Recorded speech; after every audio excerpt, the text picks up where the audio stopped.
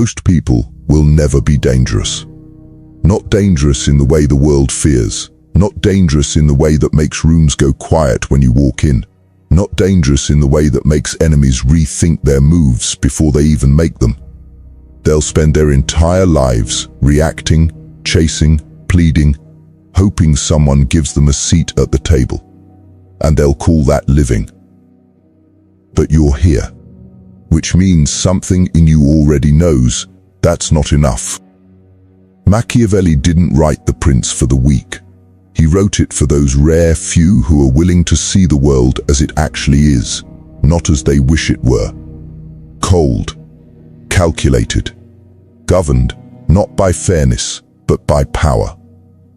The untouchable man is not born. He is built, forged in silence, sharpened by discipline, tempered by detachment. And the process begins with one brutal truth: you are distracted. And distraction is making you weak.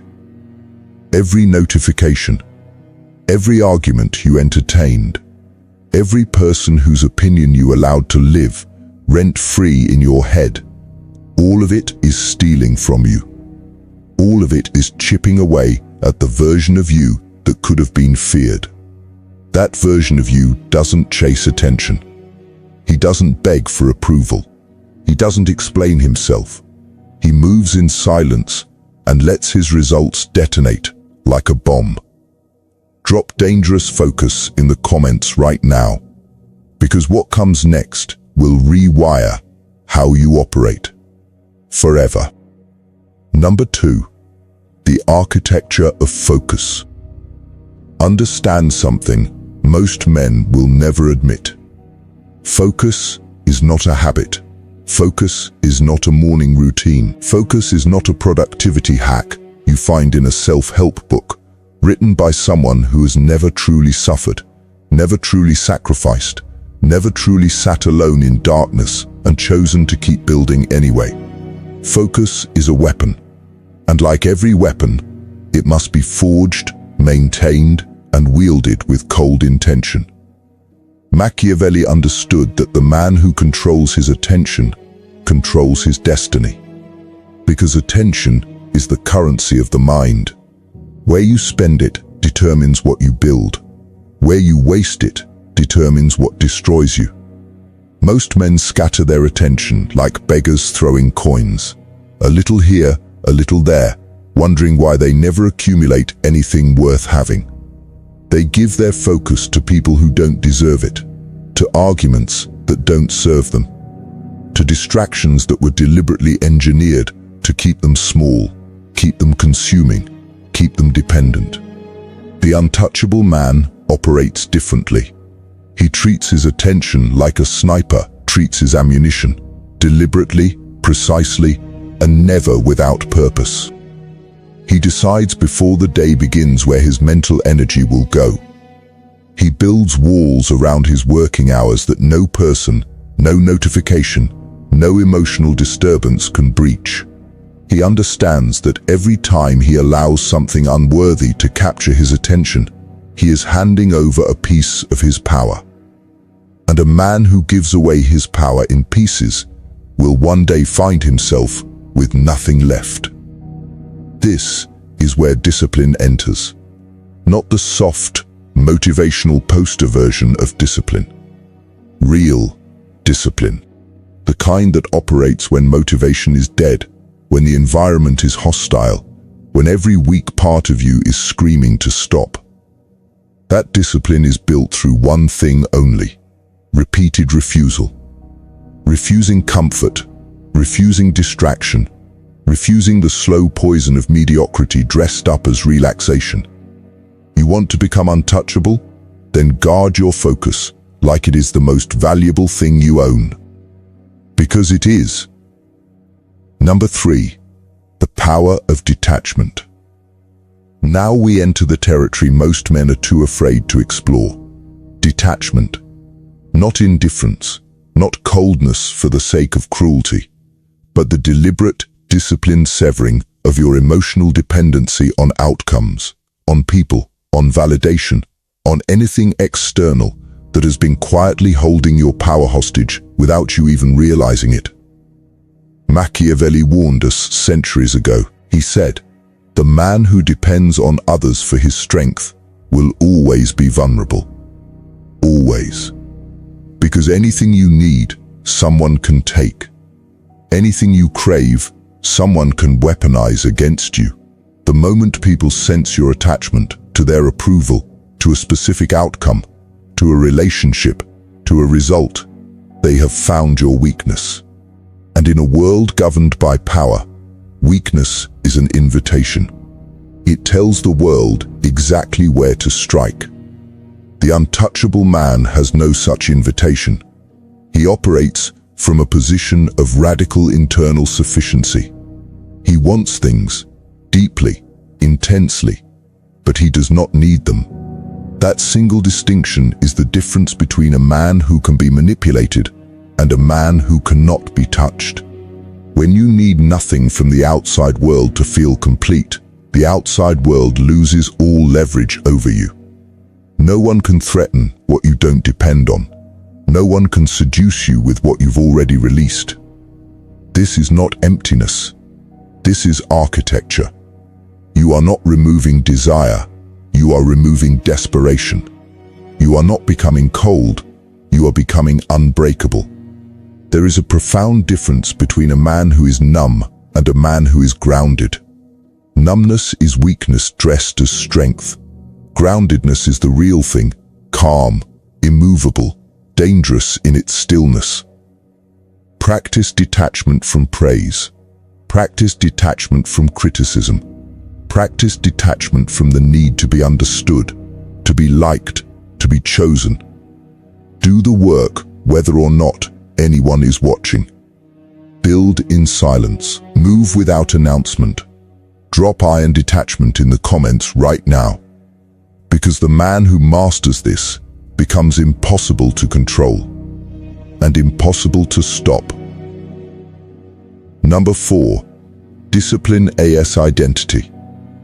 Let me tell you what separates the man who talks about power from the man who actually possesses it. It is not intelligence. It is not talent. It is not even strategy. It is discipline, but not discipline as an action. Discipline as an identity. Discipline so deeply embedded into the architecture of who you are that breaking it feels like betraying yourself. That is the level we are building toward. That is the threshold most men never cross, because they treat discipline like a tool they pick up when motivated and put down when uncomfortable. That approach will never produce an untouchable man. It will only produce a man who is occasionally impressive and permanently inconsistent. Machiavelli understood that the prince who rules himself first will always be more dangerous than the prince who only rules others. Self-mastery is the foundation of all external power. Every empire ever built, every legacy ever carved into history, every man who ever made the world bend to his will, began not with domination of others, but with absolute, ruthless domination of himself, his impulses, his fears, his appetite for comfort, his addiction to approval. He conquered the internal battlefield first. And that internal victory is what made every external victory possible. Real discipline means you show up when you feel nothing. You execute when the environment gives you every reason to quit. You maintain your standards when no one is watching, when no one is clapping, when the results are not yet visible, and faith in the process is the only thing keeping you moving. That is not motivation. Motivation is a guest that visits occasionally and leaves without warning. Discipline is the permanent resident. It does not negotiate. It does not take days off. It does not care about your mood, your circumstances, your excuses, or your feelings. It simply demands that you perform, and it rewards those who comply with a version of themselves that the undisciplined world cannot compete with. Here is what nobody tells you about discipline at this level. It begins to feel like armor.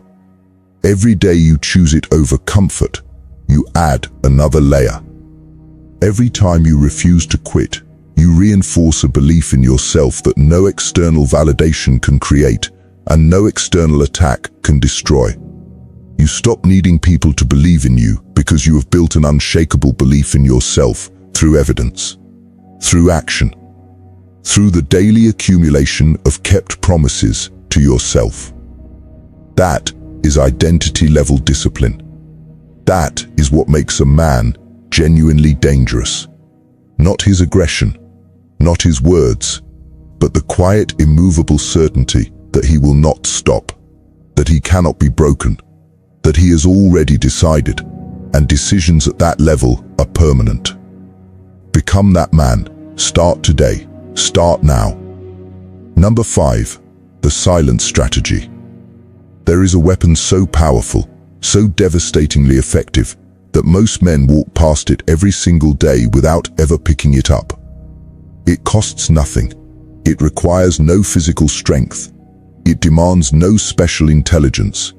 Yet it has toppled empires, dismantled enemies, and elevated ordinary men into figures of legend. That weapon is silence. And in a world addicted to noise, the man who masters silence becomes something the world has no framework to understand, and therefore no ability to control. Machiavelli wrote that the wise man does not reveal all that he knows, all that he feels, or all that he plans. He understood something that the loud, the reactive, and the emotionally transparent will never grasp. That information is power, and every word you speak unnecessarily is power being surrendered. Every time you explain yourself without being asked, you are handing your enemy a map. Every time you react emotionally in public, you are showing the world exactly which buttons to press. Every time you announce your plans before they are complete, you are inviting interference, competition, and the subtle sabotage of people who smile at your face and resent your progress in private. The untouchable man speaks with precision and purpose. He does not fill silence with noise, because silence makes him uncomfortable. He has trained himself to sit inside silence the way a predator sits inside stillness, patient, aware, conserving energy, waiting. He understands that the man who speaks least in a room is often the man being studied most. There is a gravitational pull to controlled silence. It signals depth. It signals security. It signals that this man has no need to perform for your approval. No need to fill every gap in conversation with the sound of his own voice. No desperate hunger to be seen or heard or validated. That signal alone repositions you in every room you enter. But the silent strategy goes deeper than just speaking less. It means withholding your reactions.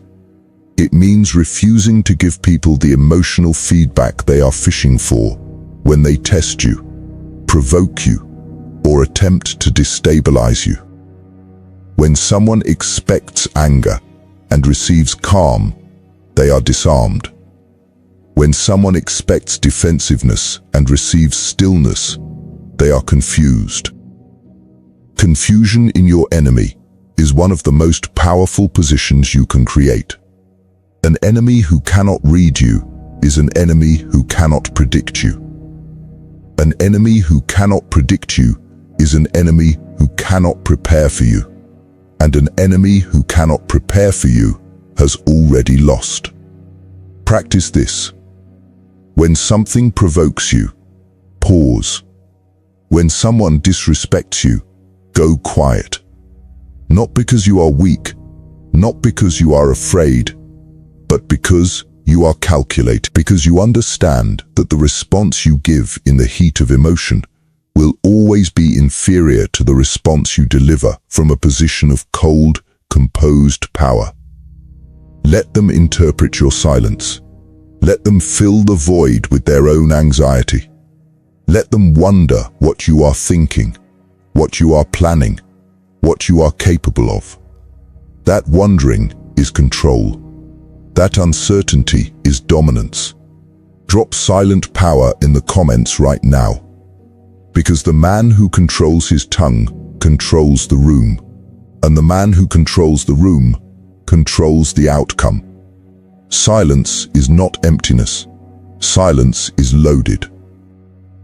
Number 6. Emotional invincibility. This is the section that will separate the men who are merely disciplined from the men who become truly untouchable. Because focus can be trained. Discipline can be built. Silence can be practiced. But emotional invincibility, the ability to remain psychologically immovable while the world around you burns, pressures, manipulates, and attempts to destabilize everything you have built, that is the rarest quality a man can possess. And it is the quality that every truly powerful figure in history has carried as his most lethal weapon. Understand this clearly. The world will test your emotions before it tests anything else. Before it tests your intelligence. Before it tests your strategy. Before it tests your strength. It will come for your emotional stability first, because that is the fastest route to your compliance, your surrender, your collapse. People, circumstances, failures, betrayals, they all arrive at the door of your emotions first. And if that door swings open easily, if you are the kind of man who can be destabilized by a comment, a setback, a rejection, or a betrayal, then you are not untouchable. You are a liability to yourself. You are a target, wearing the costume of a man.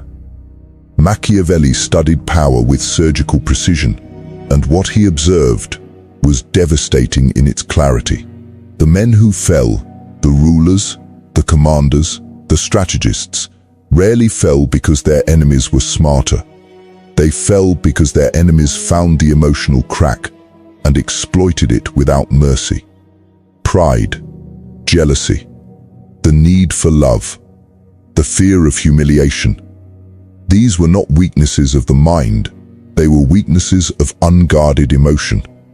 And once an enemy locates that crack, he does not attack it once, he returns to it repeatedly, pressing harder each time, until the structure collapses from the inside. The untouchable man has sealed those cracks. Not by suppressing emotion. Suppression is a temporary wall that eventually explodes. But by processing emotion with ruthless honesty in private, extracting the intelligence from it, and then releasing it before it becomes a liability in public. He feels everything, the anger, the pain, the disappointment, but he refuses to be governed by any of it. He uses emotion as data, not as direction. He asks what this feeling is telling him, extracts the strategic information, and then makes his move from a place of cold clarity rather than hot reaction. This is emotional invincibility. It is not the absence of feeling. It is the absolute mastery of how feeling translates into behavior. The invincible man cries in private and walks into the room composed. He rages in solitude and sits across from his enemy calm. He grieves in silence and continues building without missing a single day. The outside world sees only the surface, steady, unreadable, dangerously composed. They have no idea what fires burn underneath, because he has built a wall between his internal world and his external presentation that nothing can breach. And here is the dark truth about emotional invincibility that nobody in the self-improvement world wants to say out loud. When people cannot destabilize you emotionally, they become afraid of you. Not because you are aggressive, not because you are loud, but because they have run out of tools. Every manipulation tactic in human psychology relies on emotional vulnerability as its entry point. Remove that entry point, and the manipulator stands in front of you completely disarmed, completely exposed, realizing with quiet terror that they have no power here. That realization changes the dynamic of every relationship, every negotiation, every confrontation in your favor, permanently. You want to be untouchable? Guard your emotional state like it is the throne room of your empire. Let no one enter uninvited. Let no chaos sit at your table. Let no person's behavior determine the weather inside your mind. Drop emotionally invincible in the comments right now, because the man who owns his emotions owns the room, owns the outcome, and ultimately owns his destiny. Number 7. The dark power of absence. Most men are obsessed with presence. They want to be seen, heard, acknowledged, included. They believe that visibility equals value. They believe that the more they show up, the more they speak, the more they insert themselves into every conversation and every situation, the more powerful they become. And this belief is one of the most expensive mistakes a man can make. Because in the architecture of real power, it is not your presence that creates your value. It is your absence. And the man who learns to weaponize his absence becomes something the world cannot stop thinking about, even when he is nowhere in the room. Machiavelli understood the psychology of scarcity better than almost any thinker in history. He observed that men desire most what they cannot easily access, that the ruler who is always available is never truly respected, that the advisor who speaks at every occasion is eventually tuned out, that the man who withholds himself strategically, who appears, makes his mark, and then withdraws, commands a level of attention and speculation that constant presence could never manufacture. Absence, wielded deliberately, is one of the most psychologically sophisticated power moves available to a man who understands human nature at its deepest level. Think about what happens in the mind of someone when you suddenly go quiet. When you stop explaining yourself. When you stop checking in, stop seeking, stop making yourself conveniently available to everyone who demands a piece of your time and energy. Their mind fills the void with questions. Where is he? What is he building? What does he know that I don't?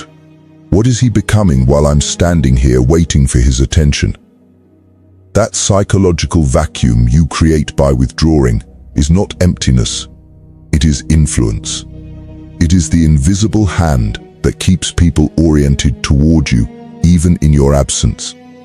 It is the gravitational pull of the man who has mastered the art of being wanted without begging to be needed. But understand this: strategic absence only works when it is backed by substance. A man who disappears and produces nothing during his silence is not mysterious. He is irrelevant. The power of absence is amplified by what you return with. The silence must be filled privately with building, with sharpening, with becoming. When you reappear, and you do so on your terms, at your chosen moment, you must return with something that justifies the wait.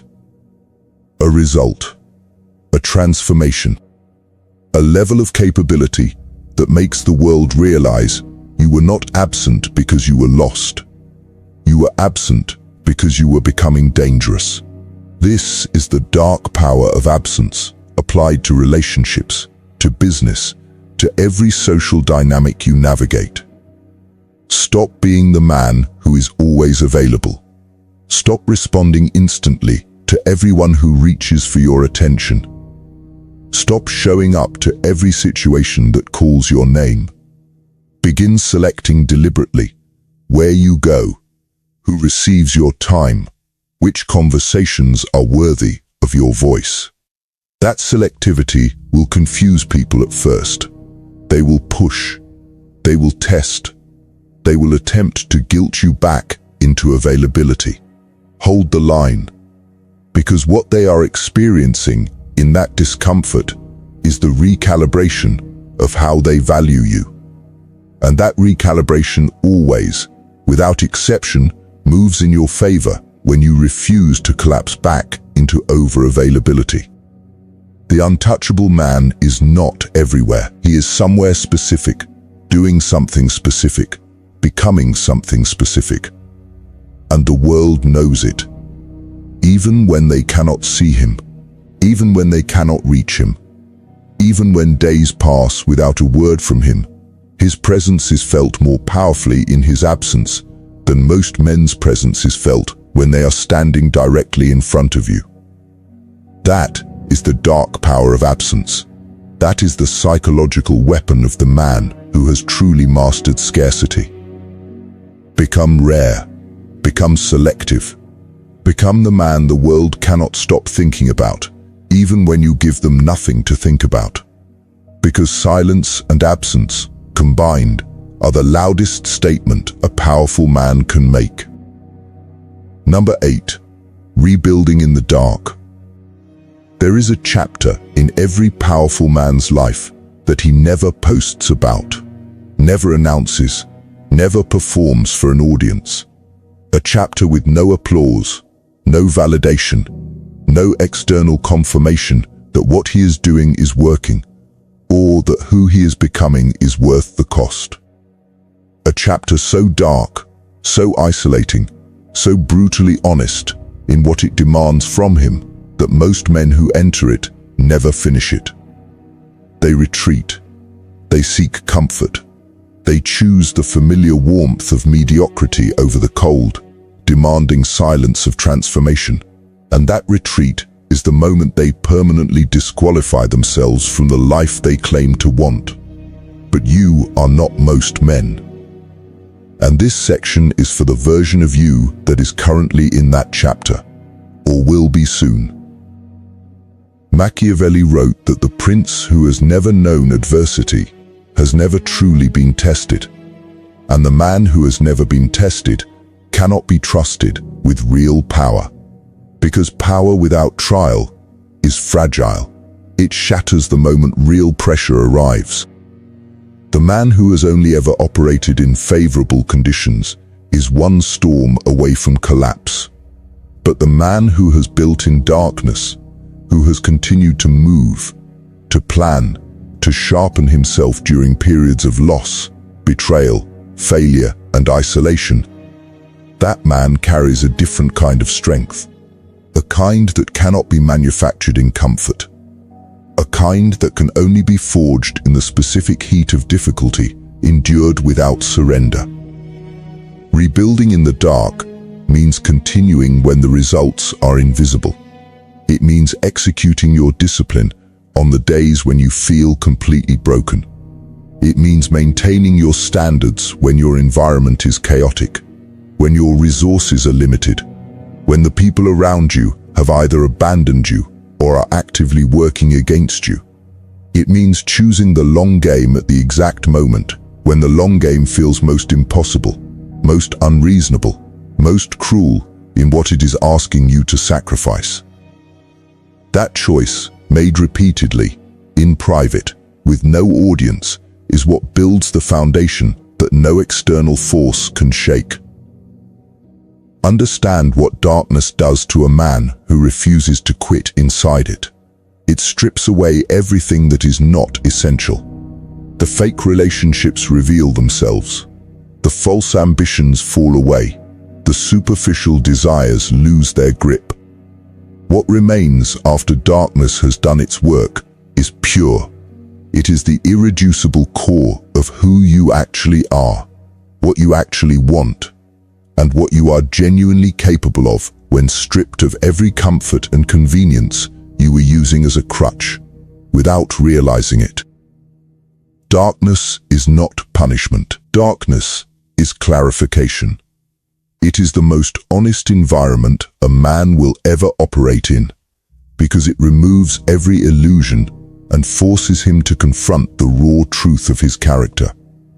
The men who emerge from genuine darkness are different in ways that are immediately visible to anyone paying attention. There is a stillness in them that was not there before. A groundedness, a quiet certainty that does not need to announce itself, because it is already evident in how they carry themselves, how they speak, how they make decisions, how they respond to pressure. They have been tested at the level that most men never reach, and they did not break. That survival, that refusal to collapse, writes itself permanently into their identity.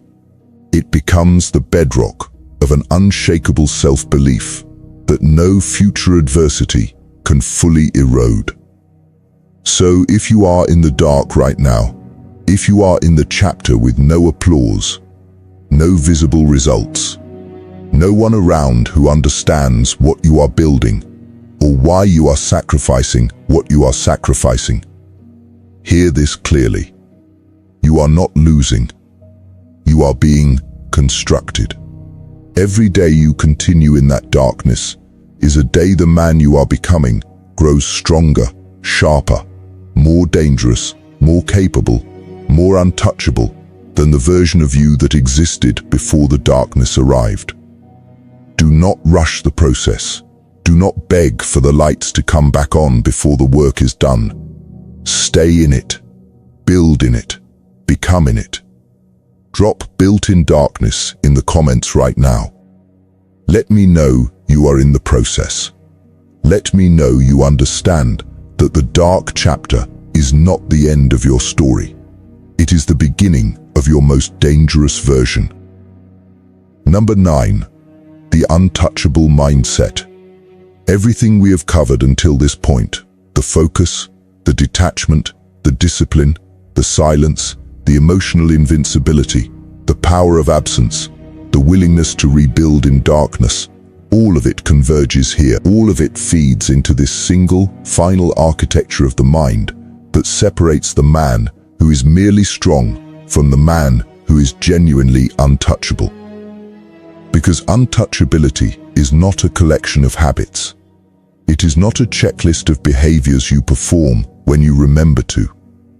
It is a mindset, a complete and total reorientation of how you see yourself, how you see the world, and how you position yourself within it.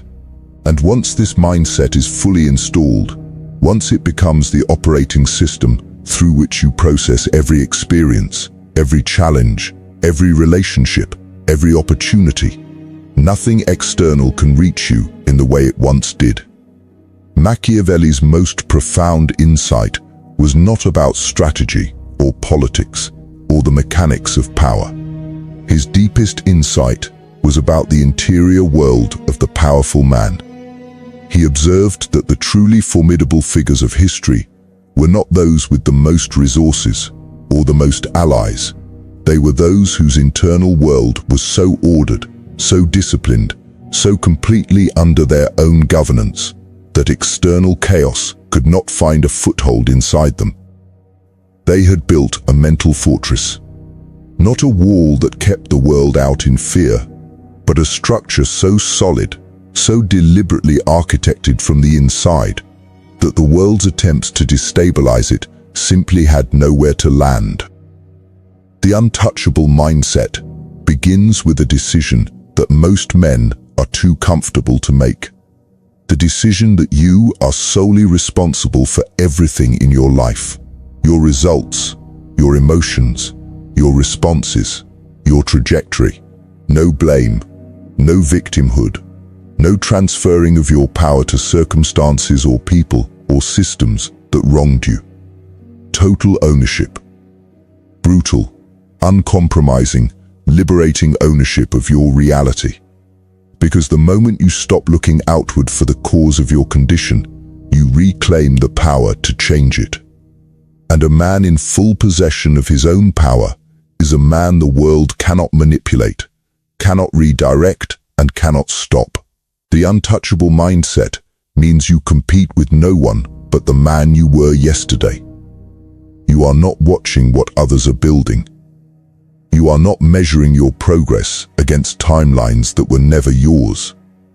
You are locked into your own lane with a focus so narrow and so intense that the noise of comparison, envy, and external judgment simply cannot penetrate it. Other men's success does not threaten you. Other men's opinions do not move you. Other men's timelines do not pressure you. You operate on your own clock, in your own direction, by your own standard. And that standard is set higher than anything the outside world would dare demand of you. This mindset transforms how you absorb failure. The untouchable man does not experience failure as identity. He experiences it as intelligence. Every loss is a lesson extracted with surgical precision and immediately applied. Every setback is a recalibration, not a collapse. Every rejection is redirection towards something more aligned with the trajectory he is on. He wastes nothing, not his time, not his pain, not his mistakes. Everything is fuel. Everything is data. Everything is construction material for the version of himself that is still being built. This is the mindset that makes you genuinely dangerous to every obstacle, every enemy, and every limitation that stands between you and the life you are building. Not dangerous through aggression, but through absolute, unshakable, quietly terrifying commitment to your own becoming. Install this mindset. Live inside it. Defend it daily like your power depends on it, because it does. Number 10. The final command. We have reached the end. But understand, this is not a conclusion. This is a commencement. Everything covered in this monologue was not information designed to be consumed and forgotten like every other piece of content competing for your attention in a world built to keep you distracted, dependent, and deliberately small. This was a blueprint. A cold, precise, uncompromising blueprint for the construction of a man the world cannot touch, cannot predict, cannot manipulate, and cannot stop. And blueprints are worthless without execution. So the only question that remains, the only question that has ever mattered, is what you do the moment this ends. Machiavelli's final lesson was perhaps his most ruthless. He said that the distance between the man who knows and the man who acts is where most men die, not physically, but in every way that matters. They die in potential never activated, in power never claimed, in the version of themselves that existed as a possibility but never made the transition into reality, because knowing felt close enough to doing, and comfort felt close enough to progress. Do not be that man. That man is everywhere. That man is the majority. And the majority, as Machiavelli understood with devastating clarity, never inherit power. They simply watch it from a distance and call it luck when someone else claims it. You now carry something most men walking this earth do not possess. You carry the framework. The cold, Machiavellian, psychologically precise framework for building focus that cannot be broken, detachment that cannot be exploited, discipline that cannot be negotiated with, silence that speaks louder than noise, emotional invincibility that disarms every manipulator, absence that creates, irresistible gravitational pull, darkness that forges rather than destroys, and a mindset so locked, so grounded, so ferociously committed to your own becoming that the world has no weapon powerful enough to stop your trajectory. But carrying a framework means nothing if you treat it like a trophy. Most men collect insights the way others collect possessions, proudly, passively, without ever putting them to use.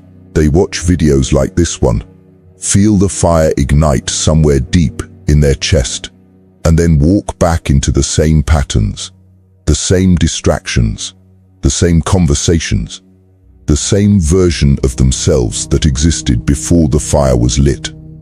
And slowly, quietly, without even noticing, the fire dies. Not because it was weak, but because it was never fed with action.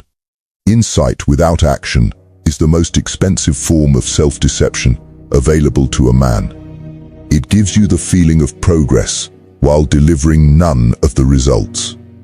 So feed the fire. Today. Immediately.